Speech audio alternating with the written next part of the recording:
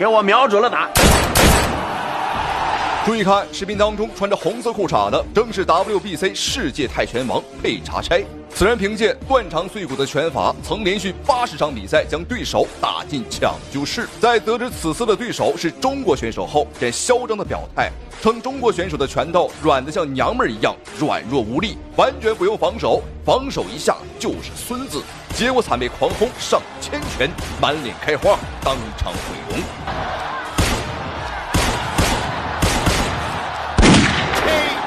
我太难了。好，观众朋友们，比赛已经开始，这是一场中国武术大战泰拳的一场精彩对局。在泰国人的眼中呢，他们有着什么对华500年不败的一个说法。当年呢，直到刘海龙的出现啊，将这个泰国人打老实了啊，直到现在泰国人也不敢这个放肆啊，不敢造次。但当然啊，有一些个嚣张的泰国选手，比如说本场比赛的黑色裤衩红方选手佩查差啊，他就很猖獗。他是 WBC 泰拳世界冠军。我们看这个家伙身材是非常的壮，曾连续80场比赛将对手呢打进抢救车啊。据说他的拳法能断肠，能碎骨。好，再来看一下橘色裤衩这个小伙子，哦，很瘦啊，细竹竿没有错，来自于我们中国咏春拳第21代的传人魏子钦。好，魏子钦很年轻，24岁。他的拳法很厉害，没有错啊，练的是咏春拳。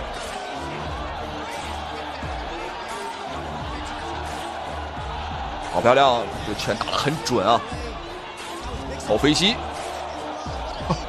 我们看这个对手完全不做防守啊，很嚣张。哦，漂亮，后指一拳打翻，这就是不防守的下场。那这个佩查差呀，赛前狂言说呢，这个打中国人啊不需要防守啊，防守一下都是孙子。为什么？因为中国人的拳头太软了。连续的砸击，哇，这一波我打了有10多拳啊，而且不是空拳啊，每一拳都是实心了啊，实打实的，不是空炮。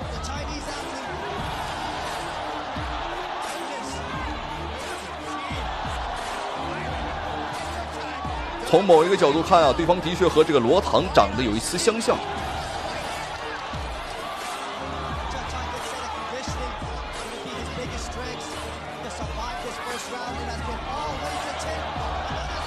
好，非常灵活。魏子钦的话是连打带闪，灵活的步伐，再配上这种犀利的拳法，好的。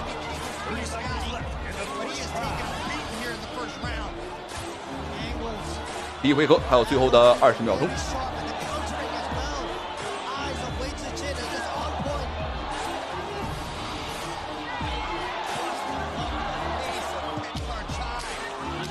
哦，漂亮，左勾拳，再接飞膝。魏子钦啊，这个小伙子不仅拳法厉害，这个综合实力也是很强啊。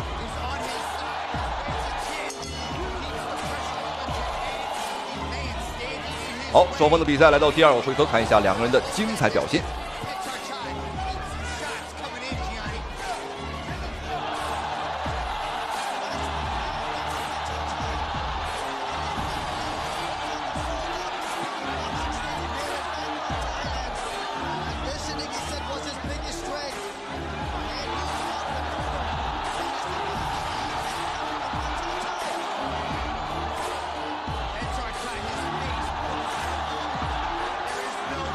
魏子钦呢还是要动起来。我们看我们站桩啊和对方打，拼拳还是吃亏的，因为这个佩查差啊还是很硬。好，但是我们注意看，这个佩查差的脸啊已经开始肿胀不已，在家流血了。但是这个佩查差我们看是丝毫没有退缩的意思。这家伙真硬啊！这还是脸吗，观众朋友们？我觉得他脸部可能是打了钢罐，或者说打麻药了啊！好，你看又是个肘击再肘，不仅是打不倒，甚至打不晃啊！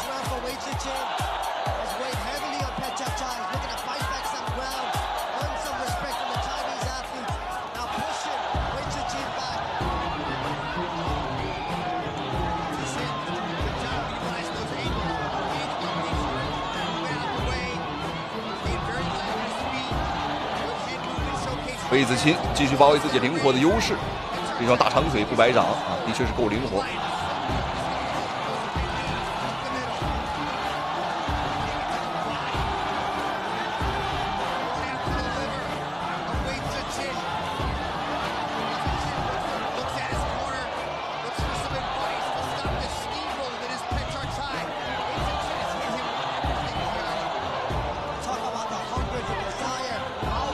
双方是从头打到尾啊，对方呢也是从头追到尾，很执着。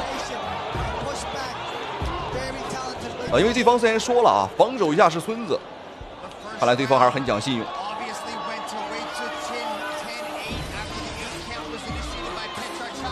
第二回合最后的30秒钟。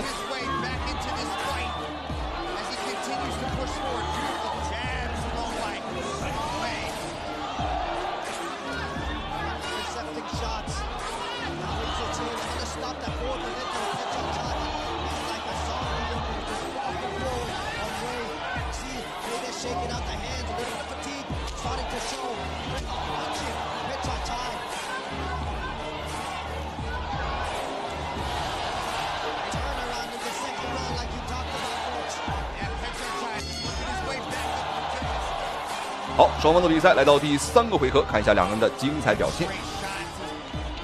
看起来是对方在追我们，但实际上是我们牵着对方的鼻子在走，这个感觉完全是不一样的啊。现在实际上是魏子钦啊占据着主导权，我们有得选，我们可以走也可以拼，但对方没得选啊，对方只有一个字儿，那就是追。哦，这个脸已经不是脸了。我觉得他的母亲如果在现场，恐怕都没有办法去相认这个儿子啊。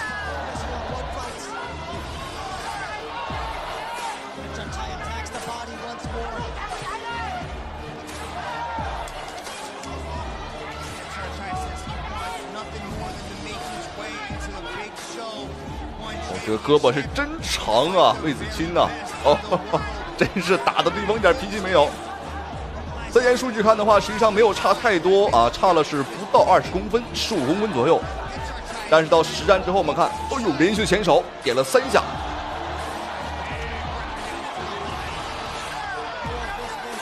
但是到实战之后，这个差距就有了。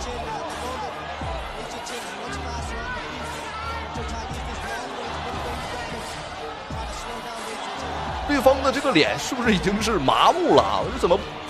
哎呦，这丝毫没有痛觉吗？这是，哇，太恐怖了！两个眼睛肿得像核桃一样，一个嘴巴像腊肠啊，像香肠。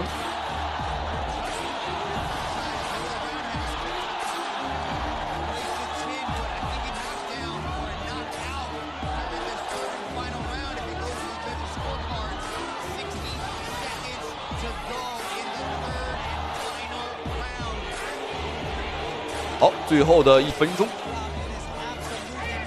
目前看魏子钦的话是丝毫没有受伤啊，一点伤都没有，打得干干净净。这是我们第一次看到泰国选手啊这么惨。我们熟知的这个罗唐啊，喜欢这种战术啊，就是猛打猛冲。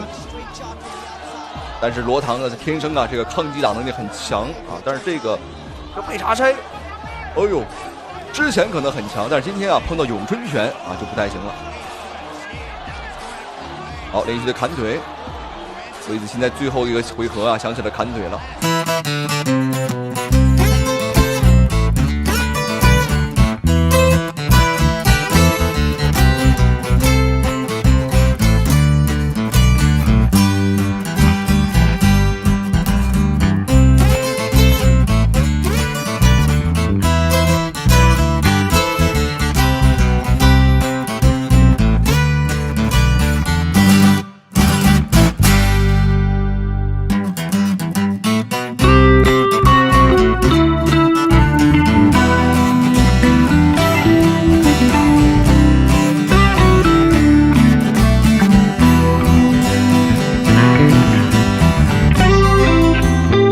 下期视频，感谢。不打了，不打了，不打了 ！TKO，TKO，完了。广东16岁咏春拳传人傅涵参赛，重拳 KO 韩国女天才，吓得韩国人赶紧扔出毛巾投降。好，各位观众朋友们，欢迎收看世界比武大会，走进韩国首尔站的现场。好，我们注意看左边选手穿着灰色小背心的，便是来自于我们中国广东佛山。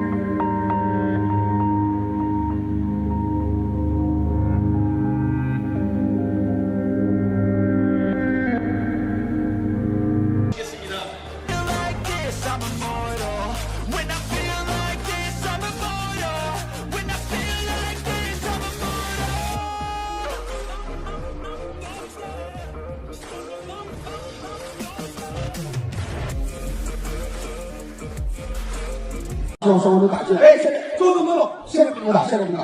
哎，注意看右边的黑人选手，竟然恶意挑衅中国选手。现场裁判越是阻拦，他越是嚣张，越是来劲儿。这个黑人狂徒就是来自于马达加斯加的姆巴佩，此人在中国拳坛臭名昭著，经常在比赛开始之前恶意搞偷袭，挑衅对手。这个家伙不仅赛前嚣张，赛后也是一个好色之徒。比赛结束后，在当众表白中国颁奖小姐，不顾对方感受，强行送给对手鲜花。好，观众朋友们，正在出场的选手就是狂妄恶徒、好色之徒姆巴佩。观众朋友们，不要搞混了，他并不是身价数十亿的足球明星啊，法国姆巴佩，而是来自于马达加斯加的姆巴佩。好，注意看这个家伙，厚厚的嘴唇，长得是奇丑无比呀。好，这场比赛迎战他的对手正是来自我们中国年纪21岁的中国小将许志伟。许志伟刚进入到拳坛没多久啊，12战绩总共才打了这个8场比赛，但是观众朋友们啊，其中呢他赢了6场，输掉的2场比赛啊，也不是被 KO 啊，而是判定，因为当时对比赛规则不是很了解啊，刚打拳击啊，输比赛也是很正常的。哇，观众朋友们的确长得太丑了啊，像一条鲶鱼，我觉得说它像鲶鱼有点侮辱鲶鱼了。好，双方的比赛已经开始，来看一下本场比赛双方选手的精彩表现。好，注意看红方选手中国小将许志伟，刚刚说错了，他不是21岁啊，19周岁20岁，而这个姆巴佩是25岁。对，红方许志伟控的距离控的很好，是，而且因为散打出身嘛，所以打得更灵活一些。漂亮，很漂亮的后。Adrian 其实感觉是比较偏那种硬的选手，对对，很好。其实速度还是有差别的。是，从两个人身材的维度来看，差不多是吧？从两个人身材的维度来看，我觉得哇，这个动作很厉害。这个姆巴佩呢，常年混在我们中国打比赛，从22岁来，现在25岁啊，混了3年了，中文啊也学了不少。那么他曾经在媒体面前用他蹩脚的中文表示，说我们中国人的人好打，中国的钱好赚，打不还手，骂不还口，因此他才敢赛前啊频频的挑衅啊，频频的叫板。但现在已经不是20年前了，我们中国选手、中国小将，一个脾气比一个暴，一个打法比一个猛。所以说呢，对方越挑衅，我们这边越生气。你不激怒还好，你一激怒啊，反而成了中方选手的兴奋剂。好，许志伟这个小伙的确是敢打，敢往里去冲。虽然说才19周岁，但是表现还不错。就是比较年轻啊，打法上来讲呢，欠一点火候。能不能把红方打累了？但是你看他战术是怎么安排的？我也不知道，因为在第一局目前来看的话，蓝方就是属于一直在压，但是动作很少。对，一直在被打。以及我很喜欢红方的这个气氛，而且速度好快。对，他是个反架，你的后手塞的这个很直接。是的，而且他不只是会用一个技巧，又定膝，又做变调，也有脚步动作，更丰富一点。虽然说我们看这个姆巴佩在局面上压的确是比较凶，但实际上他的有效打击数啊和进攻出手次数少得可怜啊，几乎是没怎么出拳。反观是许志伟啊，这个小伙呢边退边打，他并不是单纯的后退啊，而是呢这个诱敌深入，然后再找机会。对方的确是老油条啊，你看他的防守很及时。好，第一回合比赛结束。好，那第二局开始，看蓝方的教练是怎么给他布置的第二局的战术。对，我也希望他可以快一点。他现在一直就第一回合一直被打了，一直被控制。我觉得他可以压多一点，然后自己先出拳，而且用组合拳，不能单独打的。单独根本找不到。节奏感慢。哦，哎呦，对，现在开始来的好猛啊！对，哎呦，又来一下，踢中了！这第2回合刚一开局，我们看这个姆巴佩呢，像打了兴奋剂一样啊，观众朋友们，压得很凶。哦，要小心了。对方看起来似乎呢是想要火力全开，想要真正意义上压制我们的中国小将。看来对方呢不仅嚣张啊，还真有点本事，还真有点刷子。那么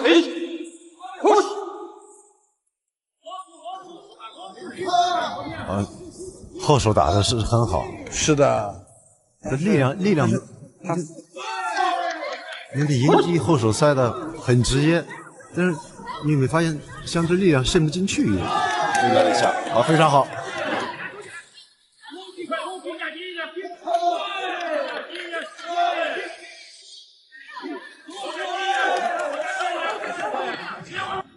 许志伟年轻的这个特点啊表现出来了，在吃拳之后呢，他不后退，这就是比较年轻的一个表现。你越是和我打啊，我越是和你干。好，注意时间，还有1分钟。目前局面上来看，我觉得志伟的表现可能是稍微有些被动。但是打击数上、分数上来讲还好，因为这个姆巴佩他的出手次数呢是非常少的，因为打拳效果非常好。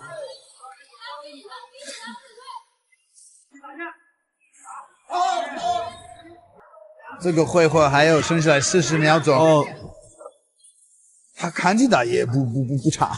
哎呀，两个人都很抗打。对，你看我们在这听着啪啪打的声音响，特别那个膝盖蹬腿腿法就声音就是那个肉肉的感觉，砰！对，所以两个人这个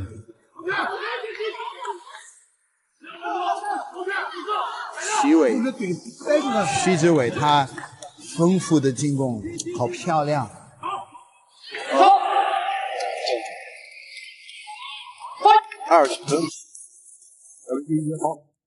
好，观众朋友们，双方的比赛来到第3个回合了，看一下两个人的精彩表现。不知不觉打到第3个回合了，那许志伟这个小伙呢也是逐渐找到了状态。在前面的2个回合呢，许志伟这个小伙过于的低调打的是过于的比较内敛。本身这个小伙子看起来也是文质彬彬的像一个3好学生。哎，漂亮，漂亮，这敢打了。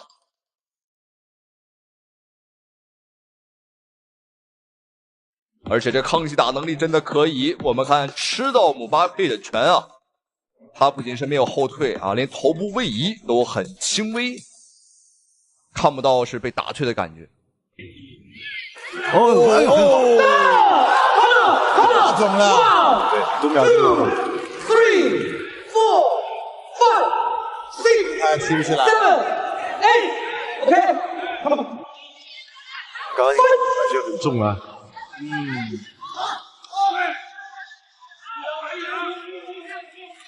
所以2个高。好，DQ。让他继续。现在感觉教练他们在吵架。还可以继续，还可以继续。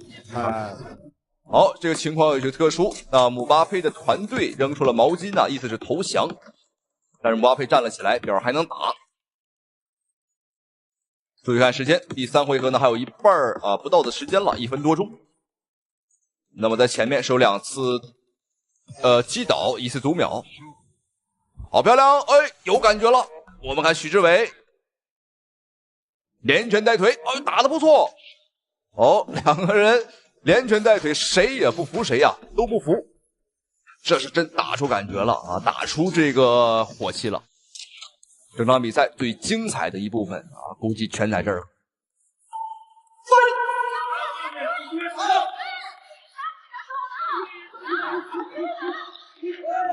两个人相互换拳之后，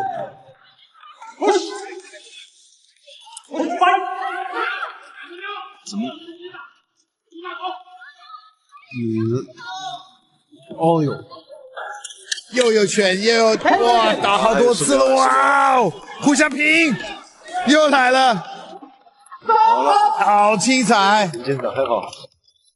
好，观众朋友们，比赛结束。那么双方的比赛呢，在前2个回合呀，也是略显枯燥，但是最后一个回合，尤其是最后的这个1分多钟啊，打的的确很精彩啊！双方呢是玩了命的拼拳啊，谁也不服，谁也不怕。那么赛前对方呢很嚣张，我还以为对方多强呢，没有想到就这点本事啊！好，让我们恭喜中国小将获得了比赛的胜利，一致判定。十分感谢屏幕前你的收看与支持，下期视频再见。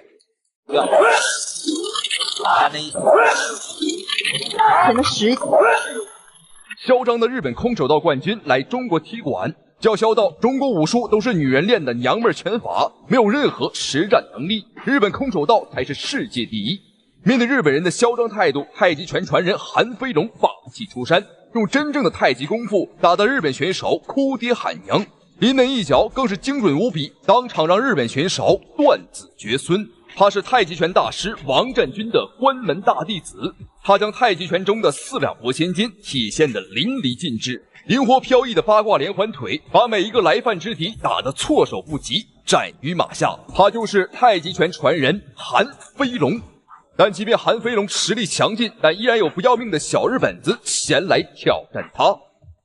好，各位观众朋友们，欢迎收看本场比赛这一场中国传统武术太极拳大战日本空手道的精彩对局。在世界武术上最出名的便是我们中国武术和日本空手道。数百年以来，到底是中国武术更能打，还是日本空手道更强啊？关于这个话题那是争议不断，吵的那是天昏地暗，看好哪一边的都有。好，这场比赛我们注意看，红方选手白色长裤，太极传人韩飞龙。而蓝方选手便是来自日本的空手道大赛冠军招仓丰树。这个小日本子是相当的嚣张了啊！赛前表示我们中国武术都是花拳绣腿，女人练的娘们拳法，没有实战能力。更说他们的日本空手道是世界第一。我们注意看他一脸嬉皮笑脸。比赛开始到现在，已经多次挑衅韩飞龙了。而韩飞龙似乎并没有受到影响啊，他是稳扎稳打，丝毫没有表现出任何的慌乱。招仓丰树是什么样的表现？怪不得韩飞龙穿着这样一个长裤，对，很有特色的这么一种中国传统的这个太极拳这个风格哈。双方上来之后呢，我们看这个招仓丰树啊，我们发现招仓丰树还是在做一些转身的后跟下踢连续的组合拳，很漂亮啊，招仓丰树逼到了这个绳脚。哦，注意看，贼眉鼠眼，一脸贱笑。面对韩飞龙的强势猛攻啊，这个家伙非但没有怯懦，而且反而嘲笑韩飞龙，表示我无所谓啊，我没有受伤。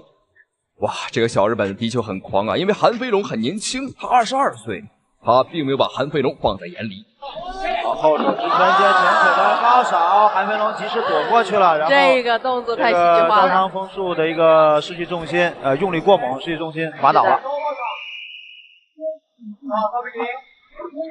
看招仓丰树正蹬。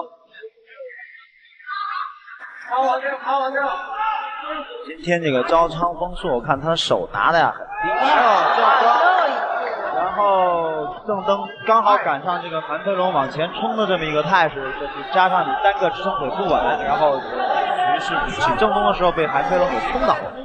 我们中国传统武术太极拳最为讲究的便是四两拨千斤，以柔克刚。对方这个小日本子冲得越猛，上得越狠，我们韩飞龙的反击也就越来越猛。好，你看，对方只要稍微一上步稍微冲过来，韩飞龙会立马化解。别看韩飞龙很年轻啊，但他毕竟是名师出高徒，师傅很厉害，那徒弟自然错不了。而韩飞龙最为拿手的八卦连环腿，目前还没有用啊。好，前摆，下劈。请问董老师，下劈这个动作是来源于哪一种？跆拳道，一开始是跆拳道里面下劈，因为在自由搏击这个比赛当中，下劈力道比较大，势大力沉，而且。哇哦！比赛最后一秒，韩飞龙的八卦连环腿亮了出来，潇洒飘逸的同时又不失刚猛，这就是韩飞龙的腿法。好，接下来看一下两名选手第2回合的精彩表现、精彩对局，观众朋友们千万不要错过。这个韩飞龙的动作质量，无论是他的防守方式，还是他的出动作的这个路线以及速度、力量来看，而且还有包括观赏性。对，这个韩飞龙的动作非常漂亮。对。这是招仓枫树做正蹬没有起来，没有完全发出力量，摔法是不得分的，不计入这个裁判评分的一个因素。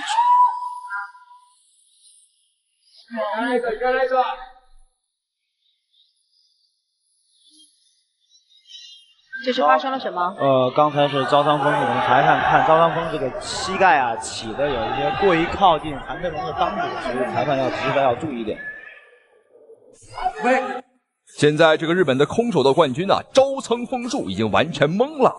他的每一次凶猛的进攻，每一次出招，每一次出拳出腿，都被韩飞龙啊轻松化解。我相信现在对方肯定是懵的。我们看，又一次像摔一条死狗一样把对方摔倒地上。现在只要对方一出腿，就会被韩飞龙啊立马放倒在地。如果来到内围之后，也会被韩飞龙摔翻在地啊！反正是无论怎么打，都打不过我。这会趁他打拳发力之前呢，自己的整个重心压在前腿上。韩飞龙刚才的目的是想少提他这个支撑腿，让他这个失去平衡，但是没有成功。像肌肉的线条哈，包括肩部的三角肌，然后肱二头肌、肱三头肌都非常明显清晰。现在这个小日本的招仓枫树啊，已经是急得不行哦，漂亮，劈挂腿，没错，大脚踹脸。扇小日本子的耳光啊，千万不能用手啊，因为那只会脏了我们的手。用脚刚刚好，好漂亮，又一次放倒在地。就目前来看，日本的空手道在我们中国传统武术太极拳的面前啊，观众朋友们完全没牌面，根本没有还手的余地。这场比赛就像是一个正常人打一条疯狗一样啊，对方已经完全失了风了。我们看。他就是想疯狂的进攻我们，但他不知道的是，他打得越猛，我们韩飞龙的反击啊就越厉害，这就是借力打力。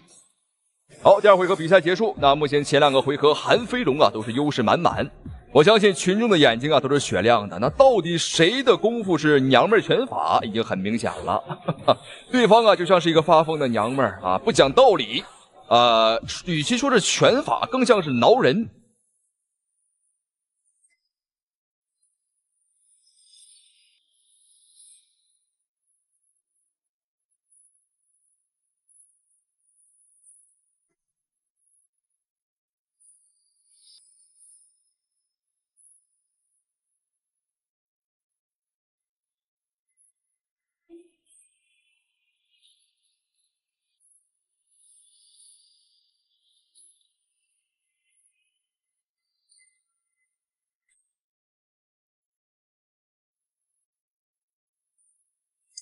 接下来看一下太极拳和空手道到底谁能够决出胜利。决胜局非常友好的抱了一下。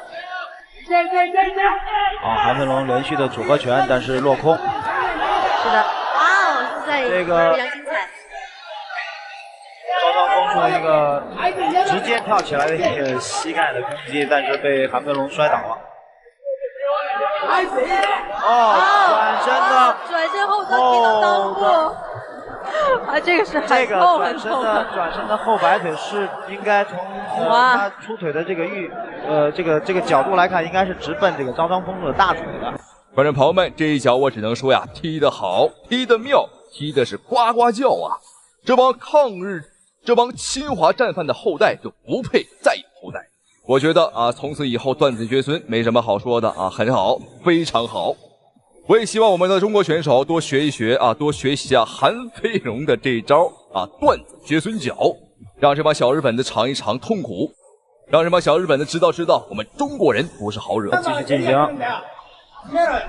双方呢之前的比赛呢动作都非常大，所以就导致双方很容易抱在一起。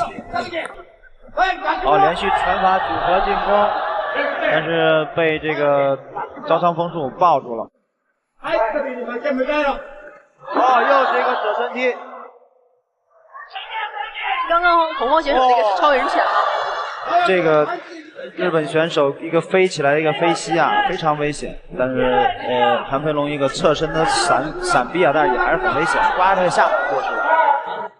第3回合已经过去了一半的时间，双方的比赛啊，基本上已经可以板上钉钉了。哦，让你转，让你转。这小日本子活还不少啊，还会转身边拳。学什么转身边拳啊？你干脆学中文啊，学习啊，这个中国身份证怎么领，将来啊好做好准备就行了。这两个选手打起来场面很多戏剧化的场面，观众也此起彼伏的响起一阵阵掌声。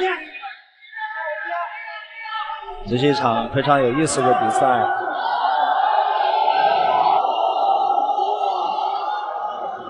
我们的日本选手在场上的这种表现呢，非常的放松，连续的组合拳追击。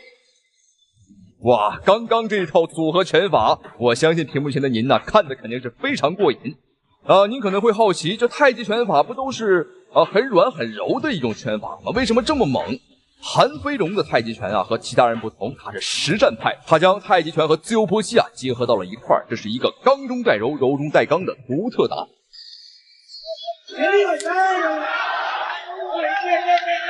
最后10秒。再一次左身踢，再次亮了一个绝招，但是没有成功。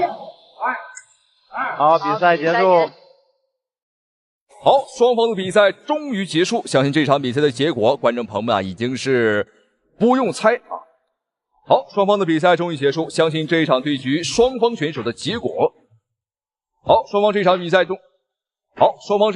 终于结束，相信这一场比赛的结果，观众朋友们已经是有数了。没错，对方在韩飞龙的面前啊，根本没法打。好，双方这一场太极拳大战空手道的对局终于结束了。我们经常说是骡子是马，我们牵出来溜溜啊！不要说谁强，打完一场我们就知道了。那很明显，本场比赛韩飞龙是毫无争议的吊打对手，让我们恭喜韩飞龙。很精彩啊，也为我们中国武术证明了，也是狠狠的打出了我们中国人的气势。好了，比赛到此为止，咱们下期视频再见。给我瞄准了打！他是泰国拳坛最硬的男人，扬言打中国人从不防守的佩查差。不过，当他遇到咏春拳第23代弟子魏子钦时，这场比赛会是怎样的结局呢？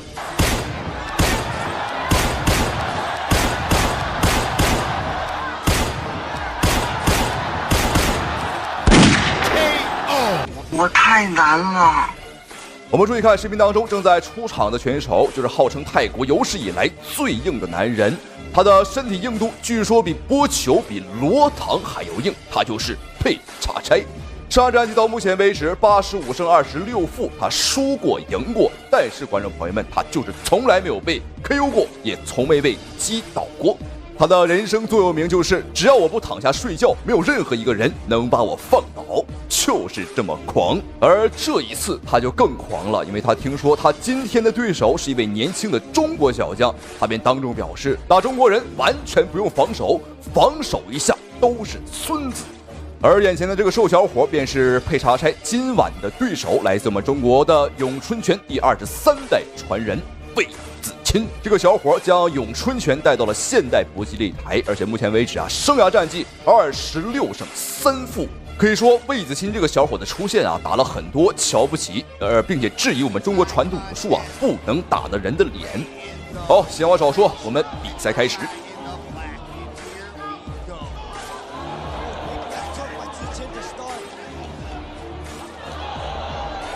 泰国的佩查差刚开局就吃到2拳，但看起来的确是硬度相当不错。这个佩查差呢，他日常的训练呀也相当变态。别人训练都是打沙包、打沙袋或者打木桩子，而他的训练就是被别人打。没错，站着不动啊，一动不动，让不同的人来打他。为的就是提升自己的抗击打能力，甚至还会用这个粗盐啊来搓洗自己的身体和皮肤。以提升自己的皮肤硬度。我甚至一度怀疑这个家伙是不是有什么这个受虐倾向。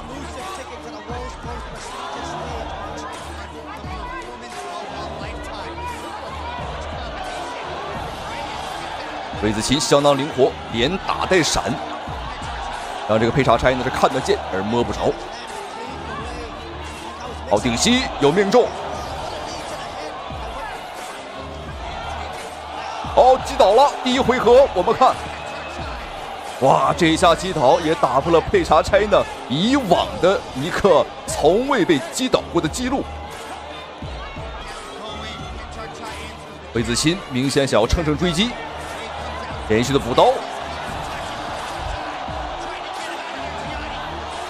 哦，这连串连打11拳的。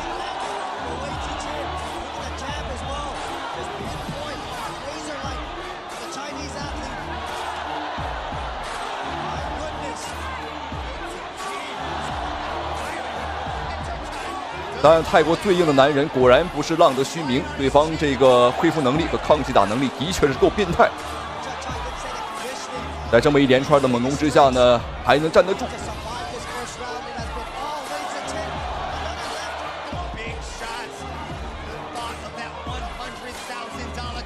哇，魏子钦的身法和步伐相当的灵活。此时此刻，他就像一个西班牙的斗牛士啊，把这个佩查差呢当成了一头疯牛，当成了一头野牛来斗。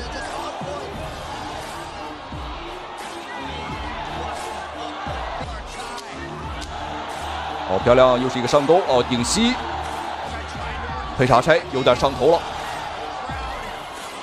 我们可以很清楚的看到啊，他真的是完全不做防守。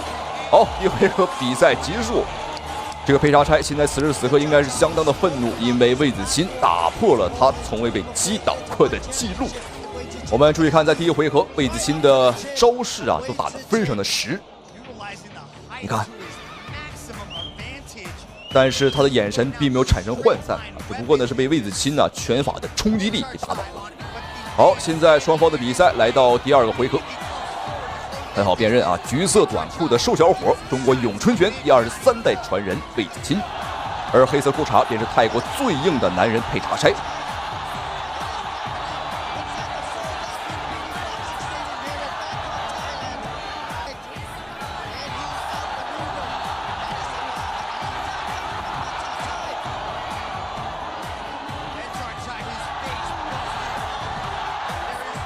第2回合的佩查差明显是着急了。所以魏子钦是穷追猛打，穷追不舍。哎呦，但注意看他的右眼，哇，已经开口了。这个口子会随着比赛的深入呢越开越大。这也是佩查差职业生涯有史以来第一次被打出血。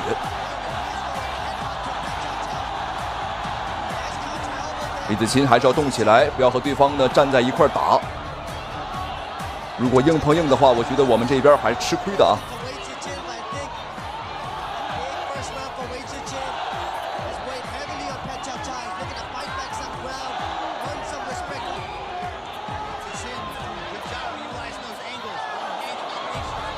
第2回合时间已经过半，在这一回合，佩查差呢就像一头发疯的野牛啊，已经是完全不做防守了。因为他之前也说了，他说防守一下就是孙子。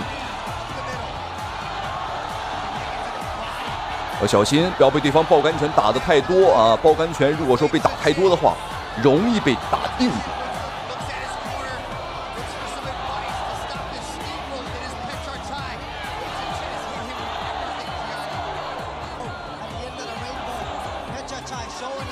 魏子钦开始尝试用一些顶手、砸手来扩大对方的伤口。因为咏春拳啊，它是一个招式小、速度快、攻防兼备的这么一个拳法。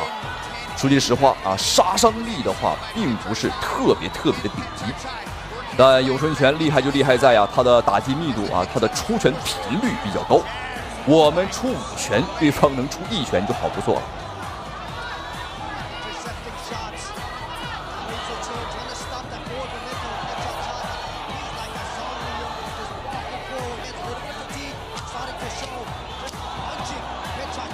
我估计现在让佩查差的亲生母亲来看到他儿子的模样啊，估计也认不出来了。2只眼睛被打得眯成了一条缝。好，第2回合比赛结束。哇，这个家伙可真是言出必行啊！说不防守，还真就不防守。注意看魏子钦，又皱着眉头，应该是在抱怨着什么？他应该是在说呀，这个家伙怎么这么抗打啊？就像是一个人形的木桩子啊，根本打不坏。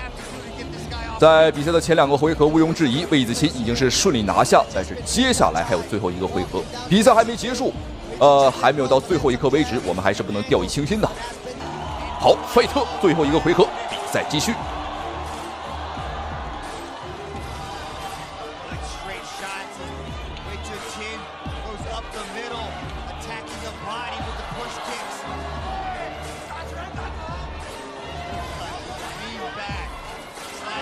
魏子钦呢，他的身高比对方高了很多啊，居高临下，所以说打得很舒服。我们能够得到对手，而对方啊很难够得到我们。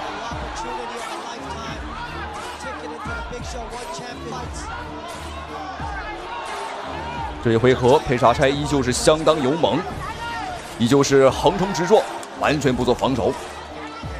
如果说是其他选手受伤这么严重的情况下，裁判早就终止比赛了，但他是佩查柴。他的抗击打能力在整个拳击界啊相当出名了，所以说裁判呢也是没有叫停比赛。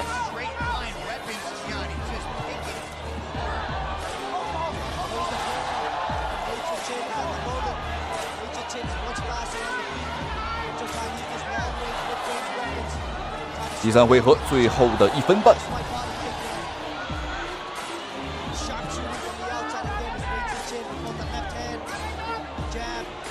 这个伤况太严重了，但是他呢还有体能啊，还在往前冲。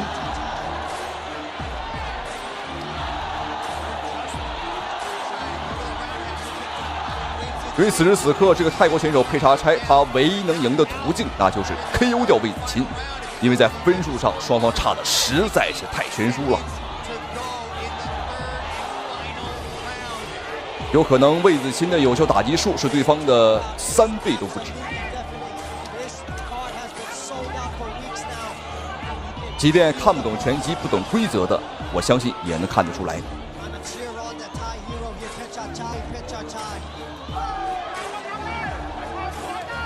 好，连续的扫踢，魏子钦开始尝试砍腿了。其实早就该砍腿了，如果砍得早一点儿，限制对方的移动能力，恐怕这个比赛啊早就结束了。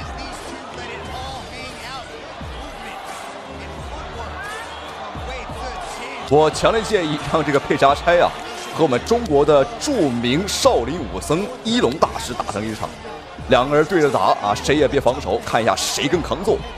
我相信这个比赛啊绝对会票房极高啊！好，比赛结束。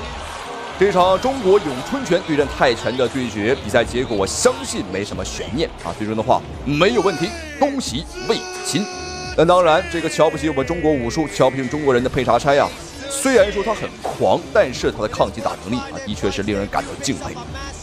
好，比赛到此结束，咱们下期视频再见。有了，已经明显的不行了，只有招架之功了。澳大利亚总统女保镖来华嚣张踢馆，结果惨被张伟丽5秒狂砸30几拳，打得鼻血横飞，险些身亡擂台。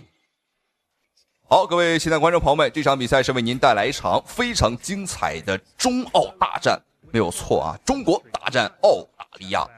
好，我们看首先登场的选手，我相信我们全国的老百姓啊，没有不认识他的，他就是中国女拳王张伟丽。那么她是中国女拳王、亚洲女拳王，现在还是世界女拳王。那从一个幼儿园教师啊，从一个送外卖的打到世界冠军，那张伟丽呢可以说是10年磨一剑。好，这场比赛我们张伟丽的话是擂台守擂者，然而今天她要迎战的便是来自于澳大利亚的总统保镖阿尔玛朱尼可。我们看他很年轻啊，他才23岁，但是在21岁的时候啊，就被选为了澳大利亚的总统贴身女保镖。那不仅如此，他还是澳大利亚的泰拳双冠王。2岁时便开始练习泰拳，据说最快的时候 0.3秒就可以打死一个人。这一次他也是不远万里主动来挑战张伟丽，并且在来中国之前呢，他也是立下了军令状，在媒体面前当众大放厥词。这一次我去中国打比赛，只可能有2个结果，要么我打死张伟丽，要么张伟丽被我打死。他绝对不可能是我的对手，我有100%的信心能够击败他。好，对方的澳大利亚总统女保镖呢，很猖獗，也很自信。好，比赛开始了，看一下红方选手，我们的中国女拳王张伟丽，人送外号啊马格南。马格南啊是一把手枪，那这个手枪呢可以在100米之内啊打穿防弹衣。那所以说老外给张伟丽取这个外号啊，也是认可了我们张伟丽的实力。好，蓝方选手正是来自于澳大利亚的总统女保镖阿尔玛朱尼可。好，我们看对方的身高上是有着很明显的一个优势啊，身高包括臂展啊，以腿这个优势都很明显。对方的这个大腿啊，他是没有张伟丽粗。别看我们张伟丽长得并不是很高啊，但是他把这个自己的硬件啊，四肢呢练得都很粗壮，这也使得张伟丽的爆发力很足。这场比赛在赛前啊，99%以上的老外啊，包括什么美国人啊、小日本子，都认为我们张伟丽极有可能会输掉比赛啊，因为对方的这个总统保镖啊实力很强劲，而且他的体重也要比张伟丽大很多。所以说有99%的老外认为张伟丽本场比赛肯定会输，剩下的1%啊认为张伟丽会被打死。那总而言之呢，可以说所有的老外都不看好我们的张伟丽。那当然啊，我对张伟丽那是100%的信任。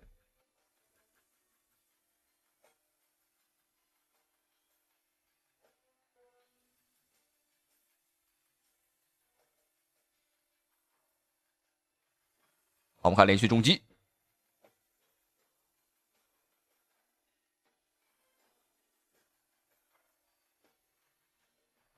张伟丽出到快拳的时候呢，对方完全是招架不太住。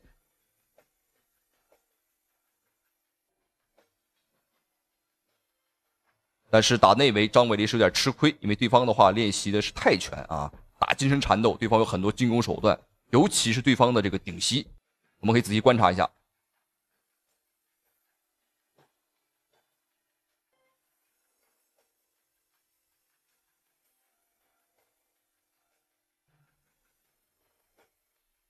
哦呦，小心！这个张伟丽的大力砍腿啊，还是有点过于凶狠了啊，能把自己给这个抡飞出去。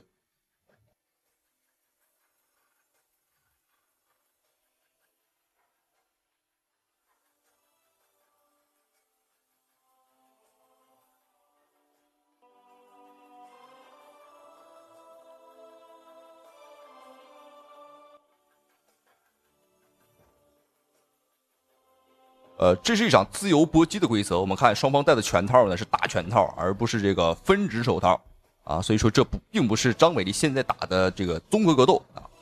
如果打综合格斗的话，张伟丽可以说不出1分钟啊，就可以从地面上把对方给秒杀。好，观众朋友们，比赛第一回合结束，非常的精彩。那么张伟丽在整体身形上啊完全不占据优势的情况下啊，也打出了一场非常精彩的比赛。的确很困难，因为对方的这个身高臂长啊太长了，优势太大啊。张伟丽打起来，你看这也是面露难色了，很难杀进去，因为只要一杀进去啊，会先吃到对方的这个迎击。但好在张伟丽的这个气势上啊，能把对方给吓住。看来对方的总统保镖啊，这个也不过如此啊，也没有想象中啊那么强。好，随着美女的出场，来看一下双方第二回合的精彩表现。观众朋友们啊，这第二回合可比这个美女还要精彩啊，还要漂亮。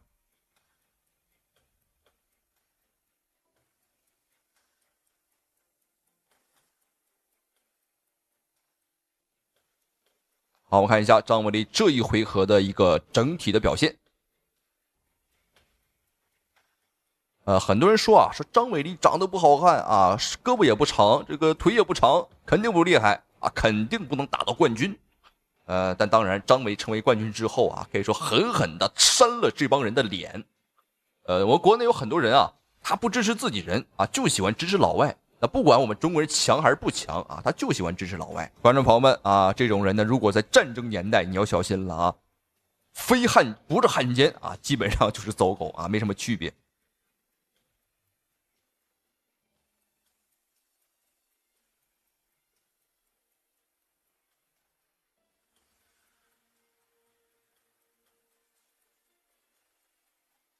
对方的胳膊的确长啊，哦，但是我们看对方的鼻血被打出来了，张伟丽的拳还是够重。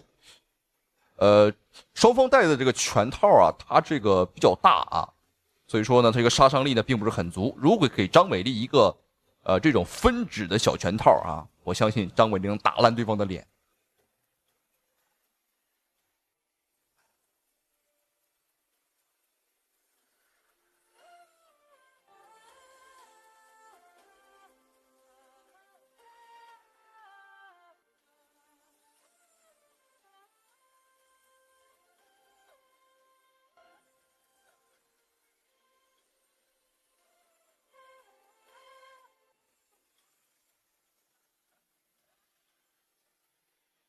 相对来说，张伟丽的假动作呢还是比较多。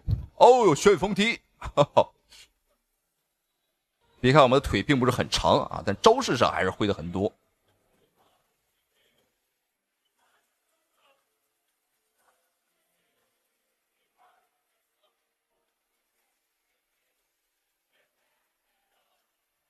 哦呦，漂亮！哦，这一拳塞得很准啊！对方踢腿的一个瞬间打到了对方的脸上。实际上张伟丽打过很多啊，像这种外国比较壮的选手，很正常了。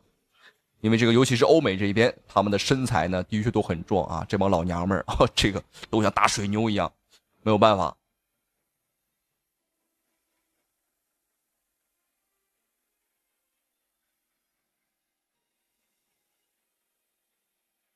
好，我们看张美丽连续的砸击，哇吼吼，这个就像机关枪一样，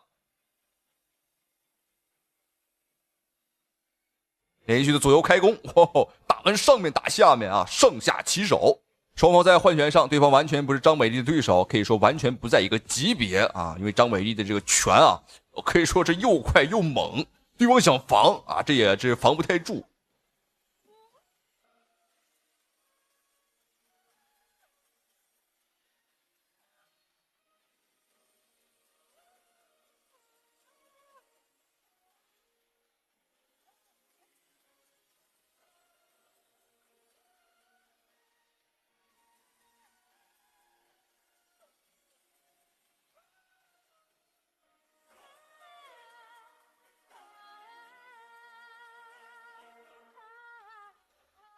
好，观众朋友们，比赛终于结束。那么张伟丽可以说在整个比赛当中啊，虽然说在身形和臂展上是有劣势，但是打的还是很精彩啊，全程压着对方去打。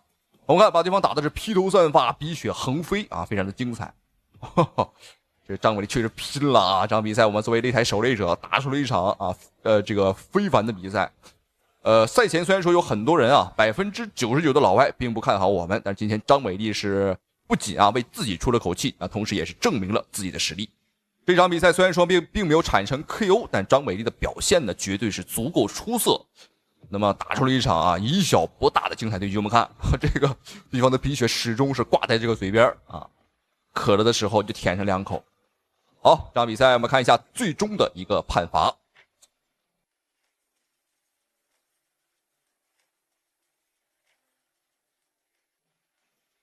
好，让我们恭喜张伟丽战胜了澳大利亚总统保镖，打得非常精彩。那同时也非常感谢屏幕前您的收看与支持。好了，各位亲爱的观众朋友们，咱们下期视频不见不散。